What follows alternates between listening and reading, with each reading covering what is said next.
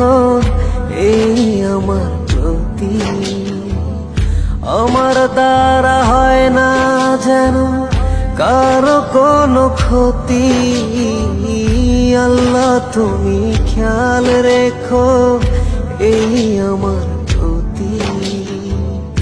আমার দ্বারা হয় না যেন কারো কোনো ক্ষতি, করতে পারি শুধু যেন তোমারই ইবাদত। তোমার পাপিয়ে বান্দাকে করো রহমত। আল্লাহ তুমি